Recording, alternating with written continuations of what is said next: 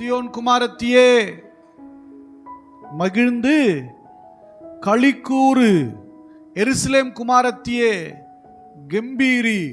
அதாவது சியோன் குமாரத்தி என்பது திருச்சபையையும் அவருடைய மக்களையும் குறிக்கிறது. நீங்கள் மகிழ்ந்து களி கூறுங்கள், அதாவது எல்லையில்லாத மகிழ்ச்சி கொள்ளுங்கள், கம்பீரமாய் அவரை துதியுங்கள். கம்பீரத்தோடு கூட, கம்பீரம்னா அது ஒரு ஆவிக்குரிய கர்வம். அந்த கம்பீரத்தோடு கூட அவரை துதியுங்கள், அவரை மேன்மைப்படுத்துங்கள். ஏன்?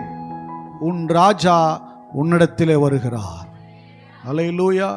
இதுக்கு நேர கரங்களை தட்டி ஒரு ஆர்ப்பரிச்சிருக்கணும். யாரோ வராரு போல, யாரோ வராரு, யாரோ போறாரு இல்ல. உன் ராஜா ஆண்டவராக இயேசு கிறிஸ்து உன்னிடத்தில் வருகிறார். அல்லேலூயா. அப்போ உன் ராஜா உன்னிடத்தில் வருகிறார். அவர் எதுக்கு வராருன்னா, அவர் நீதி உள்ளவர், ரட்சிக்கிறவர். அல்லேலூயா. நீதியின்படி ரட்சிக்கக்கூடியவர் அவர் உன்னிடத்தில் வருகிறார். அவர் தாழ்மை உள்ளவராயிருக்கிறார். அப்புறம் கழுதையின் மேல, கழுதை குட்டியாகிய மரியின் மேல வருகிறார். அல்லேலூயா. அப்போ இந்த தீர்க்க தரிசனம் சகரியா என்கிற தீர்க்க தரிசியினால் உரைக்கப்பட்டது. வேதத்தில் சில தீர்க்க தரிசிகள் சரியாய் சில காரியங்களை எழுதியிருக்கிறாங்க. அதில் பார்த்தீங்கன்னா ஏசாயா இயேசுவின் பிறப்பை குறித்து 7ஆம் அதிகாரத்தில் இம்மானுவேல் என்று அவருக்கு பெயரிடுவார்கள் என்று சொல்றாரு. 9:6 சொல்றாரு. நீங்க ஒரு சில தீர்க்கதரிசி ரொம்ப தெளிவாக அக்யூரட்டா சொல்லியிருக்கிறாரு. அல்லேலூயா. நிறைய தீர்க்க தரிசனங்கள்.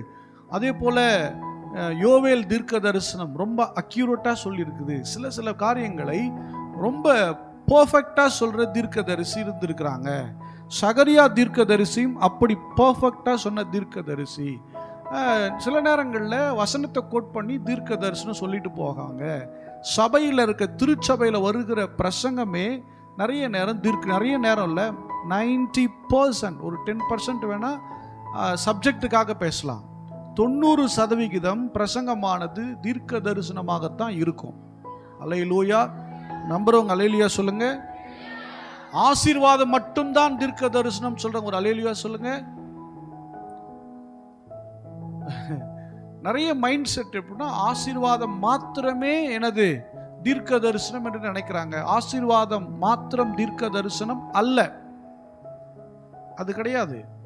கண்டிப்பு இருக்கும், எச்சரிப்பு இருக்கும், சாபமான வார்த்தைகளும் வரும், ஆசீர்வாதமான வார்த்தைகளும் வரும், முன் அறிவிக்கக்கூடிய வார்த்தைகளே வரும். இதுதான் ப்ராப்பர்சி.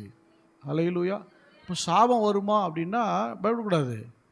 தேவன் எதெல்லாம் சொல்லி வச்சிருக்காரு. எங்க சொல்லி வச்சிருக்காரு சொல்லுங்க. எங்க சொல்லி வச்சிருக்காரு? பைபிள்ல தான் இருக்குது. எல்லாமே இருக்கு. அதுல ஆசீர்வாதம் இருக்கு, எச்சரிப்பு இருக்கு, சாபம் இருக்குது, பின்னாடி வரக்கூடிய காரியங்களை எல்லாமே சொல்லி இருக்குது. அப்படின்னா சாபம் பேசினா சாபம் வருமா அப்படின்னா அப்படிலாம் கிடையாது. சாபம் பேசினால் எச்சரிப்புன்னு அர்த்தம். அல்லேலூயா. ஆமா. இன்னைக்கு மக்கள் அதை எப்படி புரிஞ்சுக்கிறாங்கன்னா, இது பேசினா வந்துடும், அப்படி கிடையாது. நீங்கள் அதற்கு பாத்திரராக இருக்கக்கூடாது.